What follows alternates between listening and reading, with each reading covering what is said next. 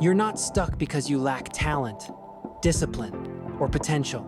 You're stuck because somewhere along the way, you learn to fear failure more than you desire growth. Every dream you've delayed, every chance you've avoided, every idea you kept hidden wasn't because you couldn't do it, it was because you didn't want to risk being wrong, judged, or exposed. And while that fear feels like protection, it's slowly becoming the cage that's holding your life back. Most people don't realize this until it's too late. But the moment you start avoiding failure, you quietly begin killing your own potential. Not in a dramatic way, not all at once. It happens slowly, invisibly, in small decisions that feel logical and safe at the time. You choose the safer option instead of the one that excites you. You stay silent instead of sharing an idea because it might be criticized. You delay starting because you're not ready yet. Each time, you tell yourself you're being smart, cautious, responsible. But what you're really doing is teaching your mind that comfort matters more than growth, that approval matters more than truth, and that staying small is better than risking embarrassment. Potential does not die from one big failure. It dies from a lifetime of avoiding them. Think about how potential actually works. Potential is not something you discover by playing it safe. It's not revealed when everything goes according to plan. Potential only shows itself when you are stretched beyond what you already know how to do. And stretching always involves failure. Always. The first time you try something meaningful, you will be bad at it. The first time you aim higher than your current level, you will miss. The first time you step into uncertainty, you will make mistakes that feel uncomfortable, even painful. That's not a flaw in the process. That is the process. When you avoid failure, you avoid the very situations that force you to grow into who you could become. Imagine a young athlete who dreams of becoming great but refuses to compete unless they're sure they'll win. They train, but never against stronger opponents. They practice, but never push beyond what they already do well. On paper, they look disciplined. In reality, they are trapped. Their skills plateau, their confidence becomes fragile, and their dream slowly fades. Compare that to someone who competes often, loses publicly, feels the sting of defeat, and keeps showing up anyway. Every loss exposes a weakness. Every weakness becomes a lesson. Over time, that person doesn't just improve their skills, they build resilience, courage, and self-belief rooted in experience, not illusion. The difference between the two is not talent. It's their relationship with failure. This pattern shows up everywhere, not just in sports. Think about how many people stay in jobs they hate because they're afraid of failing at something new. They have ideas, skills, and ambitions, but they never test them. They say things like, "What if it doesn't work?" Or, "What if I embarrass myself?" Or, "What if I lose what I already have?" These fears sound reasonable, but underneath them is a deeper fear, discovering the limits of their own ability. As long as they never try, they can believe they had potential. The tragedy is that untested potential feels comforting, but it's an illusion. Real potential only exists in action. Thomas Edison is often quoted for failing thousands of times before inventing the light bulb. But what's more important than the number is his mindset. He didn't see those attempts as failures that defined him. He saw them as information. Each failure narrowed the path toward success. Now imagine if Edison had decided early on that failing too many times would make him look foolish, so he stopped. The world wouldn't just have lost an invention. It would have lost a reminder that persistence matters more than pride. Avoiding failure would have protected his ego, but it would have killed his contribution. On a more relatable level, think about learning to speak up. Many people have strong thoughts and valuable insights, but they stay quiet in meetings, classrooms, or social situations because they're afraid of saying something wrong. The first time you speak up, you might stumble. You might say something imperfect. You might even be misunderstood. But each time you do it, you refine your voice. You learn how to express yourself clearly. You build confidence not because everyone agrees with you, but because you survive disagreement. If you never speak, you never improve. Silence feels safe, but it slowly erodes your sense of self-worth. You begin to believe your thoughts don't matter, not because they don't, but because you never tested them. Avoiding failure also makes your world smaller. When you're afraid to fail, you start designing your life around minimizing risk instead of maximizing meaning. You choose goals that are easy to explain rather than deeply fulfilling. You compare yourself to people who are slightly behind you instead of those far ahead, just to protect your confidence. Over time, this creates a quiet dissatisfaction that's hard to name. You're not miserable, but you're not alive either. You feel like something is missing, but you can't quite explain what it is. What's missing is growth, and growth cannot exist without the possibility of failure. Look at J.K. Rowling before Harry Potter.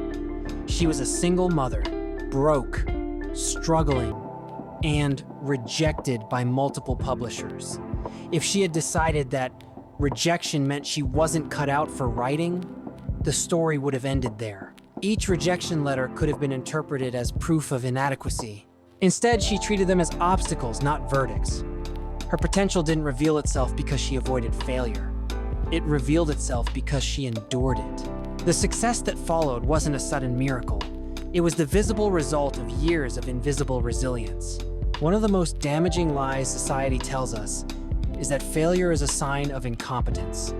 From a young age, we're rewarded for getting things right and punished, subtly or directly, for getting things wrong. Grades, rankings, public comparisons, all of these teach us that mistakes are shameful. So we grow up equating failure with identity. We don't say, I failed at this. We say, I am a failure. To avoid that painful label, we avoid the risk altogether. But competence is not built by being right all the time. It's built by being wrong, learning why, and adjusting. Every skilled person you admire has a long, hidden history of mistakes that taught them what books and advice never could. When you avoid failure, you also avoid feedback. Feedback is uncomfortable, but it's essential. It tells you where you are and what needs to change. Without it, you operate in the dark, guided by assumptions instead of reality. Think about an entrepreneur who never launches their product because they're afraid customers won't like it. They keep refining, tweaking, and perfecting in isolation. Years pass. The idea never sees the light of day. Contrast that with someone who launches early, gets criticized, receives complaints, and feels embarrassed, but learns exactly what the market needs. One grows in theory, the other grows in truth. There's also a deeper emotional cost to avoiding failure. Regret. Failure hurts in the moment, but regret lingers. When you fail, you can recover, adapt, and try again. When you never try, the question, what if, stays with you. As time passes, that question becomes heavier. It shows up late at night, during quiet moments, when distractions fade. You start to wonder who you could have been if you had taken that chance, spoken that truth, pursued that dream. Regret is not loud like failure. It's quiet, persistent, and corrosive.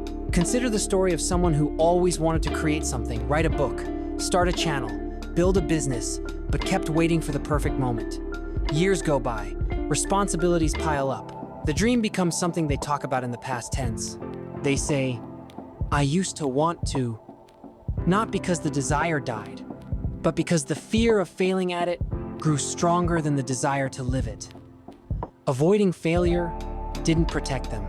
It slowly convinced them to abandon themselves. Failure, when faced honestly, does something powerful to your identity.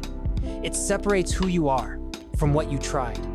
You learn that failing at a task does not mean you are inadequate as a person. This distinction is crucial. Without it, your self-worth becomes tied to outcomes you can't fully control. With it, you become free to experiment, explore, and evolve. You stop asking, will this make me look bad? And start asking, what will this teach me? That shift alone can change the trajectory of a life. Michael Jordan was famously cut from his high school varsity basketball team. That moment could have ended his relationship with the sport. Instead, it fueled it. He didn't avoid the pain of that failure. He used it. He trained harder, focused deeper, and transformed rejection into motivation. What's often overlooked is that his later success didn't erase that failure.